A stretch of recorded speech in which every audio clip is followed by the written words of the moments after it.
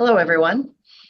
Welcome to our Meet the Candidate session, where we will be profiling the two candidates running in the 2024 board election for the provincial president. My name is Andrea Kay. I'm your Chief Executive Officer and Chief Electoral Officer, and I'll be moderating this session. Also on this session, providing assistance is Athena Brown, Senior Strategy Project Manager, and Clark Allure, IT Trainer. Athena will serve as the 2-minute timer. Here's the format that we will be using. Each candidate will be provided 2 minutes to make an opening statement prior to answering any questions regarding the role of the provincial president. For the questions, each candidate will have the opportunity to respond to a maximum of 2 minutes. I will start alphabetically and then rotate the order. Please note that when one candidate is answering a question, the other candidate will be placed in the waiting room. They will be called back when it is their turn to answer the question. At the end of the session, each candidate will have the opportunity to provide closing statements of no more than 2 minutes each. So now we will start with the opening statements of no more than 2 minutes. The first candidate is Aris. Aaron, can you make your statement? Thank you, Andrea. My name is Aris. I am a proud registered nurse, as I say frequently, and currently I am the provincial president of the Ontario Nurses Association. How do I sum up the past year in 2 minutes? Because there's been so much change. It's been amazing. But what I can say is when members speak, we listen. I've listened. I've taken bold steps to hold the government to account. We have taken bold steps. At the end of Bill 124 is a prime example. We've taken to the streets and to boardrooms. I met with your CEOs, your DOCs, your chief medical officers of health, directors in the places where you work, and told our truth. The truth is, we've been everywhere. And I've been with you all the way, telling our truth. The president is the spokesperson. Whether I'm in front of 11,000 people at Queen's Park, 1,400 people at our convention, in the media, in hearings at Queen's Park or elsewhere, or closing down streets. Our job is to get the word out and get it out everywhere. We've opened up provincial bargaining for the first time in ONA's history, and members now feel heard and participate in the process from the get-go. And I'm really proud of leading this huge step in the right direction. We've seen historical wage increases in hospitals and long-term care, the best in decades. Again, this is because we've taken action, but we won't stop until all sectors of provincial bargaining receive the same respect at the bargaining table and the same inclusion. But we've done this together because we are ONA, because we know when we take action, we win. We win together by bringing our issues to the forefront. The second candidate is Jeanie Ernst. Jeanie? Hi, I'm Jeanie. I'm a candidate for provincial president, and I'm a voice for advocacy. I'm a member just as you are, and I have seen and experienced the demoralizing experiences of increased workloads and unsafe work environments. I'm here to advance ONA in our bargaining units and in our locals, in our communities. I want locals to be stronger and bargaining units to be stronger. I believe advancing and empowering locals and bargaining units advances our members. It supports them. The voice of ONA needs to be ringing throughout Ontario, educating members and the community to advance ONA's position. These are our agendas. Our agendas are to be heard within our communities so that people understand what the issues are within healthcare. Increasing our bargaining unit within our communities helps our position at the bargaining tables. I want members to feel empowered in their bargaining units. I want members to say, I have a strong union behind me. I have strong union representation behind me. I trust my representation in the bargaining unit to advance my position as a member. I've heard many members say, that they don't feel empowered because they don't know their position within their employer in the work environment.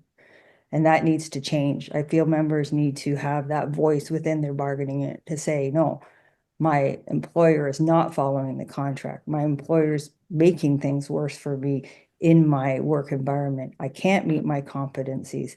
And these things will help empower units. I believe working in the front lines as ONA will also strengthen our voice. We will now move to the question and answer portion of the session. I'll pose questions regarding the role of the provincial president to each candidate. The other candidate will be placed in the waiting room and then brought back in to answer the same question. Going alphabetically for the first question, Aaron will answer first. The question is, the board mandate outlines a number of responsibilities for the ONA president, some of which include ensuring for effective governance and managing key stakeholder relationships, including membership, government, other unions, etc. The first question to this series is, what does effective governance mean to you? Effective governance is outlined in the mandate. You're right, Andrea. But we've also done a lot of education on what effective governance is. And it's cohesiveness of the board. It's about transparency. It's about authentically listening to members and bringing that perspective to the table. But it's also about decision making and having that guide you, having the structure of the organization guide you, the mission, vision, values, the policies, certainly the Constitution. You have to take everything into account around effective governance, but you do need a cohesiveness. You do have a responsibility to be truthful and respectful, and around external stakeholders. You have to engage. You have to bring the brand and the vision of ONA to those outside who are unfamiliar with ONA, and be able to articulate that so that they understand our position. Do you want me to talk about external stakeholders that you mentioned, unions right now, or is that the second part? Nope, Union. I can tell you that I have a really good working relationship with the other presidents of the other four biggest healthcare unions in Ontario. And we've worked together on many things. We've fought privatization, Bill 124. We've looked at wages. We know that when we work together and we come to the table together, and we focus on what we have in common versus what divides us, that we can be successful. But through governance, you have to be able to bring your organization and your respective board of directors on board so that you can be strong for all workers in Ontario. Effective governance for me means every aspect of ONA is working. And that starts in the bargaining unit with the reps, working in the locals, and then going to the board. The way ONA is supposed to work is that the bargaining units voice their concerns to the local coordinator, and then it moves up towards the board, and at the board, the issues get addressed. And then the board is to advance it to the government. The board is our provincial voice at the government tables, at legislations, at the College of Nurses, all those central, provincial, larger regulatory boards. I believe that if we're lacking in the bargaining units, members, I hear continually complain that they don't hear from their union. They don't know who their union reps are. They don't know how to advance their complaints in the bargaining units. And as bargaining unit presidents, you need to understand what's going on in there. As a provincial president, I need to know that the locals are working and representing the members. There needs to be more authority, more responsibility, and more accountability in the locals, in the local executives, in the bargaining unit reps. This is why I believe that advancing or directing money towards the locals, giving them more power, will give them more authority and give them more confidence in their roles. A lot of the issues are that people don't understand their own roles, as well as members don't understand their reps' roles, and they don't know how to navigate within their bargaining unit. I believe the voices within the locals, if they are more advanced, it will show to the provincial government that we have strength in our bargaining units. The next part of the question is, how do you ground yourself under pressure? How do I ground myself under pressure? This job is full of pressure, lots of pressure. So I've had to do this daily, by the minute. I can tell you that when I'm before members as a spokesperson, it is quite easy for me to, even though it is in front of thousands of people at times, speak to them because I am a member. I am the person whom they've elected. And I look to them for strength. I look to them for what they need. It is about transparency and integrity. Also, though, pressure is in other forms. Hearings in front of Queen's Park. The Conservatives are a challenge, and they do come for you, but through preparation, through knowing what the truth is, through finding your true north, for lack of a better word, and through integrity. And again, in front of 11,000 people at Queen's Park is another example. It's a lot of pressure to speak the truth, a lot of pressure to know what the members want, what members see, how they feel. And we only gain that perspective by having relationships with members, speaking to members. That is how I ground myself, knowing that what I'm saying is what I've heard, by telling the truth, by showing integrity, by showing transparency. That is how I ground myself. I'm very grounded. People who know me, I'm very even keel. I assess the situations. I evaluate what's going on. I implement what I feel is best. I also garner advice from people who have more experience than me, or advice or experts in other areas to help make decisions. And I feel those things, when you have collective data coming in, to be able to analyze that data and respond appropriately to what is coming to you, you can make proper decisions. I believe also collectively the board to use the board in their experience to advance whatever issues come forward. Grounding is understanding also the wisdom and background knowledge to make proper decisions to advance ONA's mission. It's getting back to labor relations, what the members want, and what the ONA mission and vision statements are, and to keep everything back to those principles helps focus the direction and actions of the corporation or of ONA, and keep everything back to the strategic planning. But like I said, everything comes back to the members, the mission and vision statement, and using experts to help make decisive, wise decisions going forward. That's how I ground myself. For the second question, I will begin with Jeanie. One of ONA's strategic priorities under the strategic plan is telling Ontarians the truth. Sharing what you know about the state of the healthcare system. The president plays an important role in the strategic priority because they act as the chief spokesperson of ONA.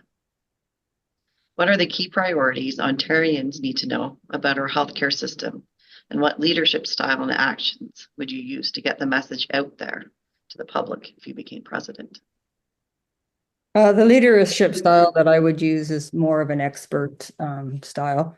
As spokesperson, I think the thing is that people need to understand how the reimbursement system of healthcare works. And I think there's no accountability within the very little accountability within the healthcare system.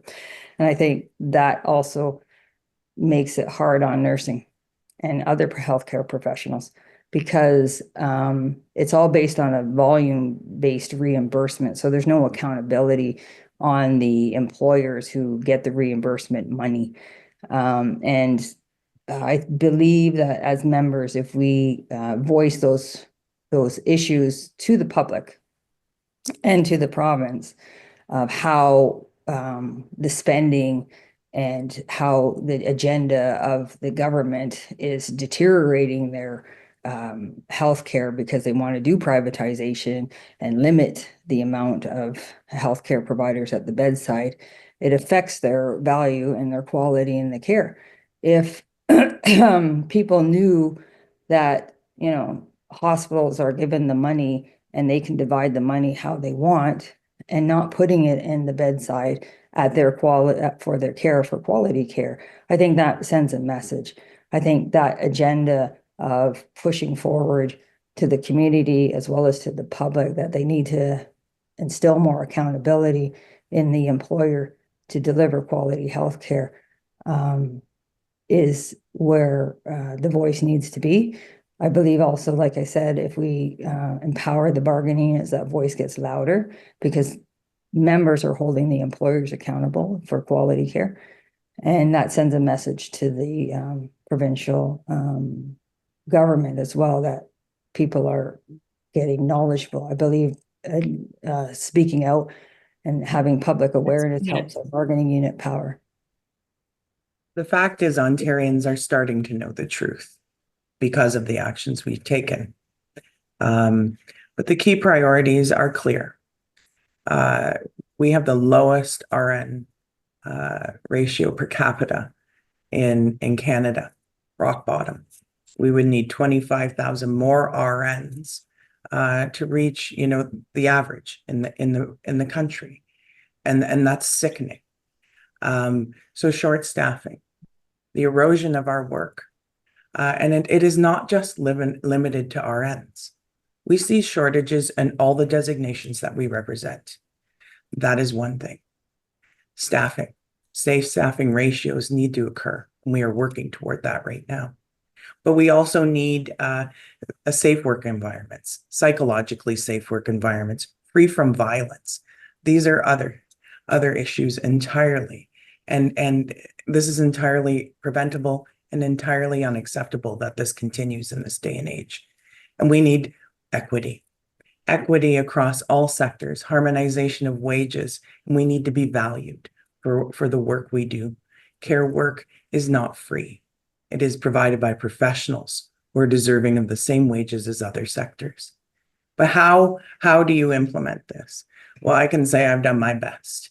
And there's more to come, of course. We've been in the media more than 7,000 times across social media. That exceeds that even. But it also involves telling the truth in the streets, in the communities, at the government, in hearings. It is multifaceted. And I'm proud to say that I've done all of that, but I've not done it alone. This is not a one-person job. I've done it with members across the province in all sectors, and we will continue to do that. For the third question, I will begin with Aaron.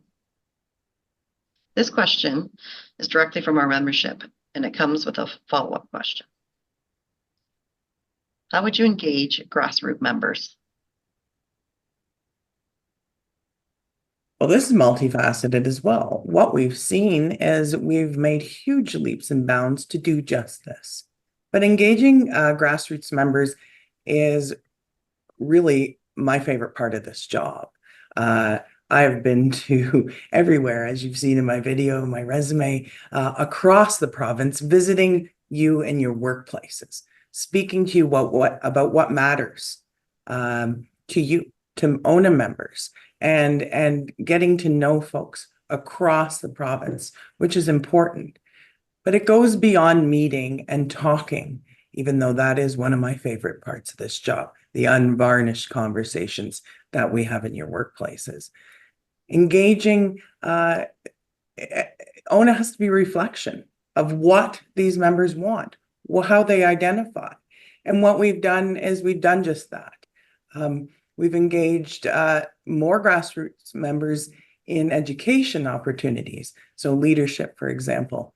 Just this past week, we've engaged grassroots members like never before and funded these folks to come and be educated and learn so that they can become leaders. We've also, with our bargaining, we have opened it up, as you know, and we've had meetings where thousands of members across two sectors, and there will be more sectors, but two sectors have engaged in the bargaining process, transparent process, which is amazing to see. Members are learning and they are having a say. So these are two opportunities, but it goes beyond that. It goes beyond community events, although they are important. Members are showing up in their communities to events that reflect them and that they are interested in, that inspire them. That's to me, an accountability within the bargaining unit and the local. And I think the locals and the bargaining units need to do a better job with engaging members. Is communication, is having a proper communication strategy to engage the members. By developing a proper communication strategy to engage members, it sets a strategic direction for that. I believe also the locals need a strategic direction for how to advance ONA in the bargaining units. I believe that when members are engaged, they feel empowered. I see it every day at work. When people have knowledge, they will react with that knowledge to feel empowered towards their manager or whomever. I believe that member knowledge, improving ONA education, making it more known to members what there is for them. I also believe that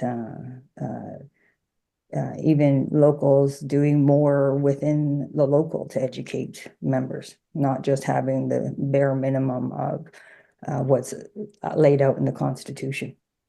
I think those things need to be strengthened up to engage members. I think some of the problem is that members don't know the function of the union and don't know their collective agreement, and we need to do our due diligence to get them engaged. And once we do their due diligence, then the accountability becomes on the members to engage.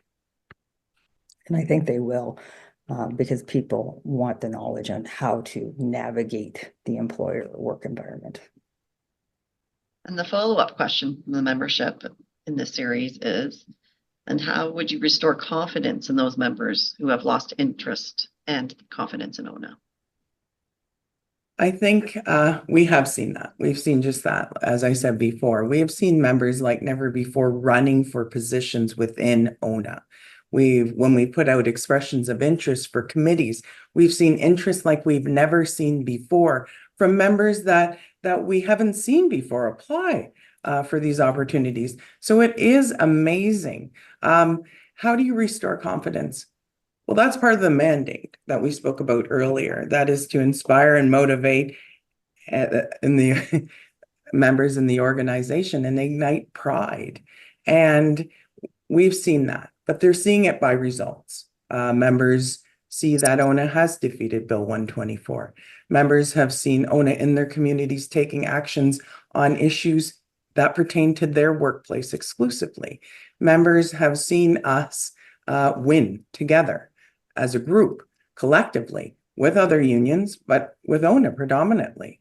Members have seen historical wage increases by taking action together in hospitals and long-term care, and there will be more.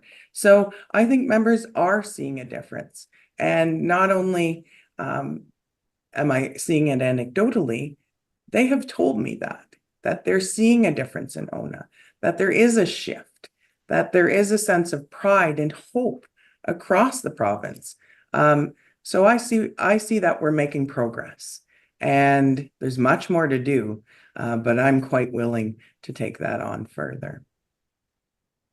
Transparency. I think there needs to be more communication out. I think members need to understand what the policies are, what their role is within within ONA, how they actually keep accountability within ONA, how they keep the direction actually of ONA on the path that they need to be on. That helps instill trust. I think making things aware better. I believe locals, every local needs a website. Not all locals have websites where members can go to. I think more communication needs to come out from the locals. I think we are in the technology age where members can have emails sent to them. I don't think all locals have that set up. That needs to change. Members need to know what's going on, how grievances within their bargaining units are being managed, what grievances the bargaining units are looking at, so that members can say, okay, I've been in that situation. I'm going to reach out to my bargaining unit president and see if I can get on board with a group grievance, these sort of things. Members don't know any of this language. They need to be educated in this language. And I believe that the locals need to be more accountable to the members, more communication, and that will build trust, more transparency of policies, how the money's being divided within their locals, how the money's, what's happening in ONA Central is important. Not everybody understands where to find things. That needs to change as well. So more transparency and communication, more transparency of the works within locals and within ONA Central. For the fourth question, I will begin with Jeanie. One of the key accountabilities of the president is strategic planning and policies. Can you describe the benefits of strategic planning and policies for the membership? Strategic planning sets the direction for ONA, and so the mission and vision statements of ONA is part of the strategic planning. So that was updated when ONA changed their strategic planning. I believe it was 3 years ago. I had developed a new strategic plan. I believe it was 3 years ago. And they updated their vision and mission statements to direct the board to keep in line with the plan that they had made. And as a board member and head and senior leader of the board member, my job is to make sure that the intent of policies and the strategic plan are advanced. Regarding policies, the board is accountable to the Constitution. The Constitution directs the policy building of the union. The Constitution is the contract that the union has with the members. And that's very important. And the board as president, you need to be able to say, okay, does this align up with our strategic vision and mission, as well as the Constitution? And does this advance our membership? Does it help advance the direction of ONA where we want to go? And that all makes the pathway of the union direct. It directs actions, it directs behaviors, it directs everything. If we look at the benefits, the proof is in the pudding. How we developed the strategic plan is from the membership. The implementation falls to everyone, but it needs to be a reflection of the membership. I can bring to mind some of our key priorities that are really useful for members to understand the importance, everyone included. We can see that through our anti-racism and anti-oppression action plan and our initiatives we're taking to make sure, including the new bargaining. That is another way of looking at how everyone is included. Telling Ontarians the truth, as we spoke about earlier, that is another part of the strategic plan. And it is really important in this day and age that we implement this so that we can build solidarity and community and win. Building stronger bargaining units. This is an interesting one because this is one of the most important. How do you pick a favorite? but we do, and we are building stronger bargaining units. And this, of course, is our work for you, which is another priority. But when you look at building stronger bargaining units, it's a good example of how the strategic plan and policies come and play together. So the board, of course, along with our governance and nominations committee, reviews and approves policies as well as the strat plan. But, and I don't want to bore anyone, but I love policy. The increase to 2611 political action monies, that helps build stronger bargaining units. The increase of the local portion of dues, that's a policy. That builds stronger bargaining units. And I see I'm out of time, but I could go on forever. For question 5, I will begin with Aaron. One of ONA's strategic priorities is everyone included, creating a more diverse, equitable, and inclusive union. Within this priority is ONA's anti-racism and anti-oppression action plan. Can you share how, as president, you would support advancing the strategic priority and ARAO initiatives? I live this because I am part of a marginalized group. That's how I identify, and that's who I am. So this is a huge priority. But as I said before, it is about having everyone included, all voices heard. It is about equity at ONA. But it doesn't stop at the anti-racism and anti-oppression action plan. We also need to lead by example. One of the things that we do, that we've done recently, is we've implemented a diversity, equity, and inclusion stream at our leadership summit. And this is so we have more diversity within the rank and file, but also within our leadership ranks at ONA. And it's a huge, huge initiative that is important so that everybody feels heard at all levels of ONA. And I'm really proud that we have that underway this year.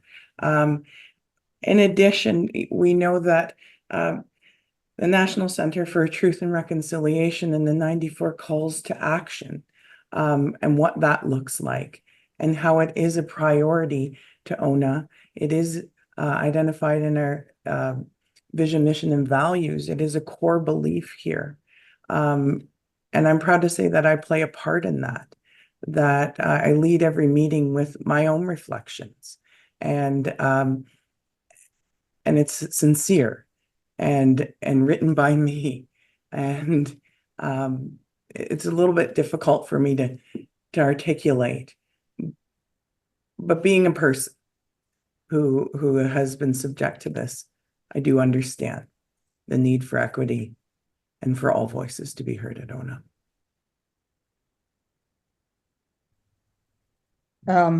Diversity and inclusion and equity is huge. ONA, as unions, I mean, unions are human rights, and unions allow the smallest voice to have a say, and that needs to be amplified within unions. We need inclusion. I believe the Constitution needs to represent all that, that everybody has an opportunity to be a rep. The whole point of democracy is the fact that the poorest person to the richest person are equals within a community, and unions amplify that premise of democracy.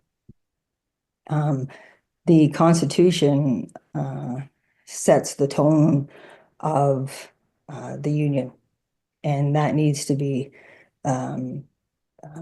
representative of all inclusion, and prevent the policies represent the framework where everybody needs to follow for anti-racism and not being discriminatory and standing up for the little guy.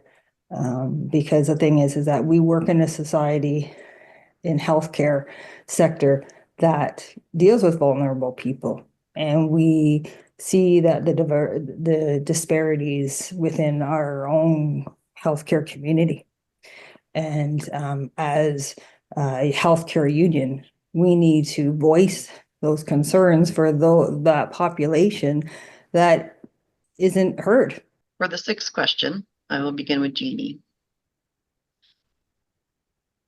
As president, what would you do to ensure accountability for the use of members' dues?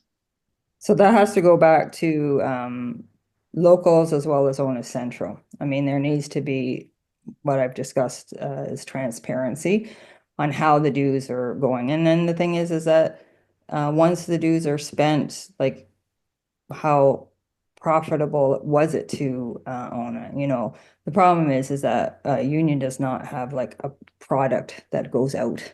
It's the product is its people, the quality of its work.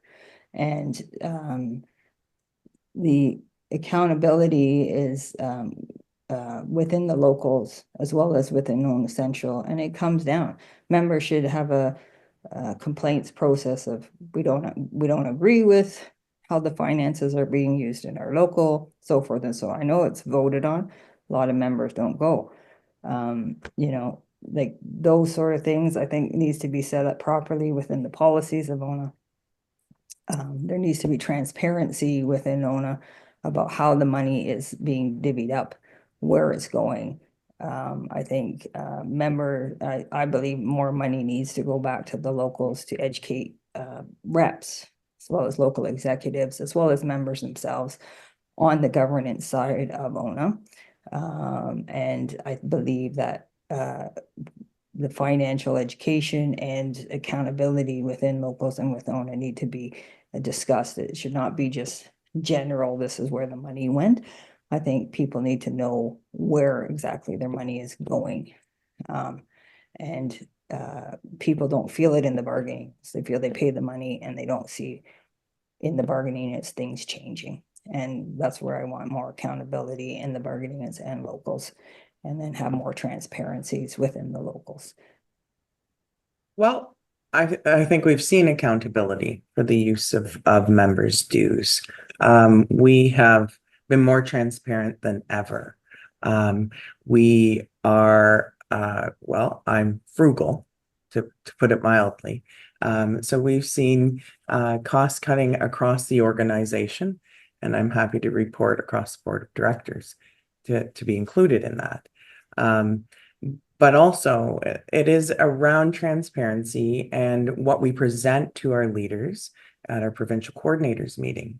It is not one piece of paper or two pieces of paper. In fact, it was over 40 slides of information so that the leaders could see exactly what is happening at ONA, line by line.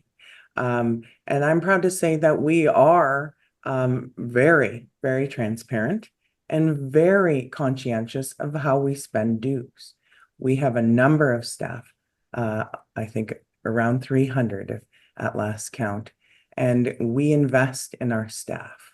We invest in our members directly, and we do that by seeing what the priorities are to the members, by following the strategic plan and strictly adhering to policy and the best governance policies and processes that we've learned through education. So I'm happy to say that we are in a place where we are being extremely mindful and extremely responsible and reporting back to local leaders on what we are spending money on. And I think it's great, and it will continue. So for this question, I will begin with Jeanie. This question was submitted by one of our members. Nurse practitioners have a different scope of practice and level of responsibility in all regions of healthcare. What is your plan to ensure that nurse practitioners are fairly represented by ONA? I work with nurse practitioners, and they've been a great asset to, you know, our workplace as well as the healthcare. I mean, they they fill in a huge gap where with providers and for members. And I think the thing is that they have huge workloads. And I know a lot of them stay late. They have more patients than not. I think that ONA needs to actually, I know they have a focus group for nurse practitioners, and I believe that they're a valued member and in our healthcare. And I think that they need to be properly represented because they have uniqueness other outside, regular RN scope. And I think they're taking a lot of accountability within their scope that is not properly represented. People, they're not valued sometimes by family physicians or hospitalists or internal medicines. They're looked at, well, they can look after these people, and actually, in actuality, the people are sicker than before. And I think that needs to be represented. I think they need to, their voice needs to be heard at provincial levels, and they need to be properly represented because they're a significant advocation for Ontarians. And that needs to be verbalized at provincial tables, how they're being overworked and have unsafe work environments and that sort of thing. Nurse practitioners are a smaller sector, smaller group of people within our membership, but a huge voice within ONA. And what we've seen is, there's a wage disparity. They receive treatment that is, I'll filter it, not as it should be. And we are working with external stakeholders, the NPAO, for example, but also we have a focus group where for the first time it is full, and they're engaging and focusing primarily on the issues that MPs are encountering. But in addition to that, I can say proudly that nurses are showing up, NPs are showing up like never before at our demand setting meetings and having their say authentically, not just filling out a survey, which is important, but showing up at meetings and informing other members of other classifications what is happening so that we can build power, because there becomes a commonality, solidarity, a community around our NPs, as there should be. But for me as president, I can say that I have addressed the issues encountering, including wage disparity, flexibility, educational time, professional obligations around and scope with the government, both the Premier and the Minister of Health, on more than one occasion. We've also contributed to submissions, attended hearings about this, and this is a priority for us. It is part of our strategic plan. It is what we believe in. More can be done, absolutely. And how we achieve that will not be from direction from the president. It will be directed from our NP members through the focus group, through surveying, through what we hear at demand setting meetings. So for our final question, I will begin with Aaron. What would be your top 3 priorities when becoming president? My top 3 priorities. Where do you begin?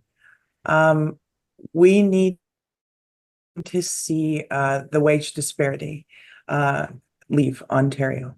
We do need to see with 100% certainty wage harmonization across all sectors of healthcare.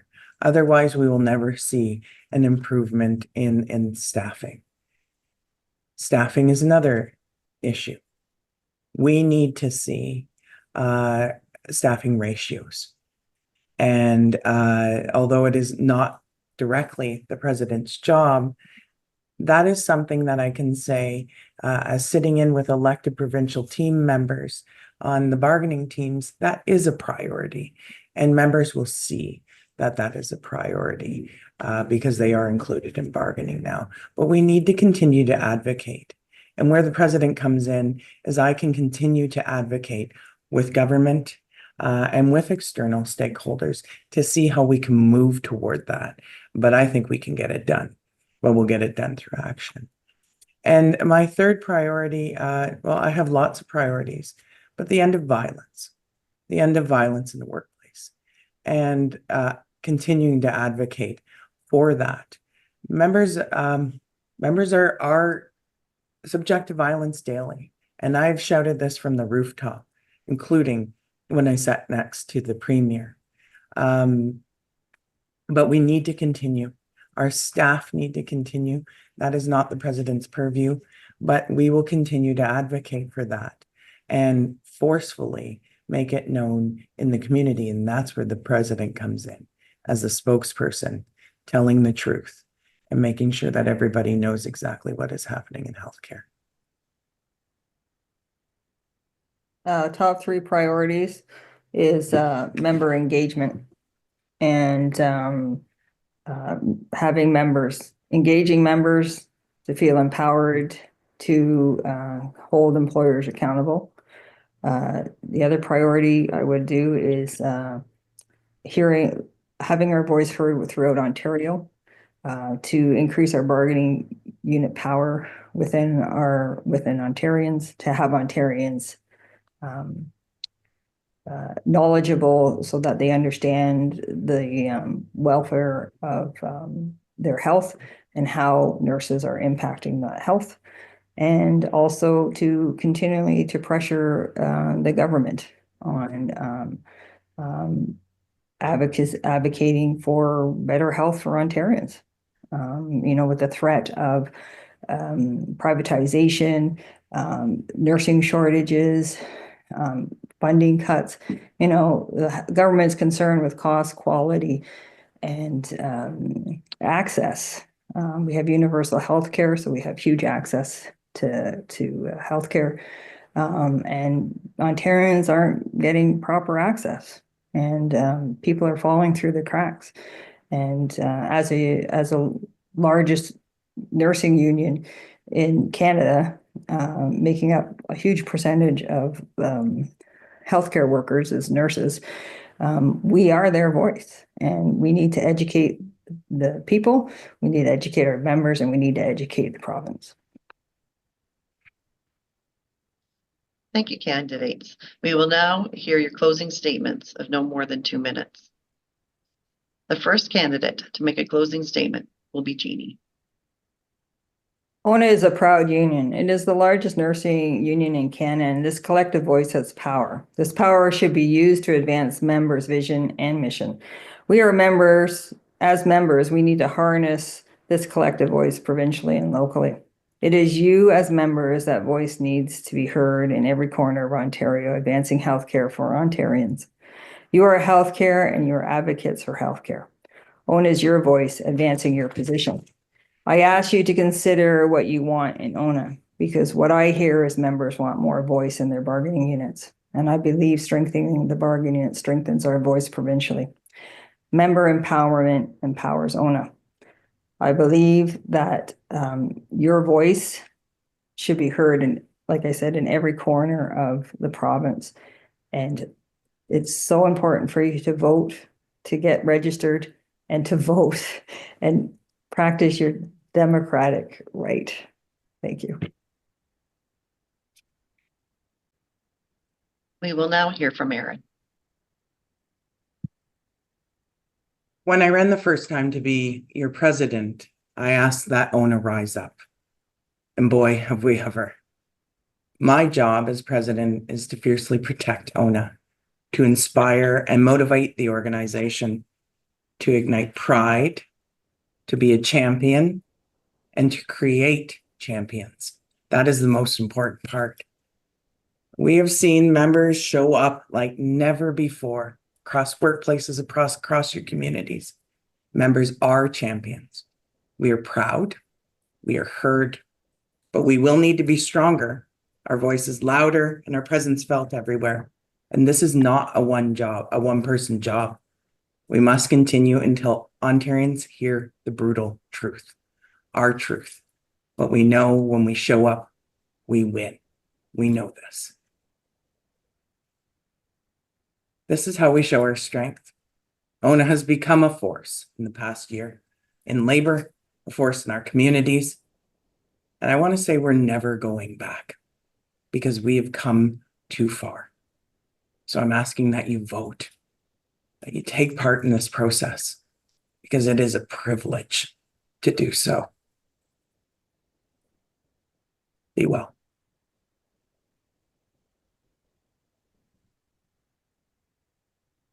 Thank you to both candidates for participating in this session. Please go to the ONA website for the videos, resumes, and articles of each of the candidates. Any member questions regarding the election can be directed to the Chief Electoral Officer email, which is chiefelectoralofficer@ona.org. Thank you.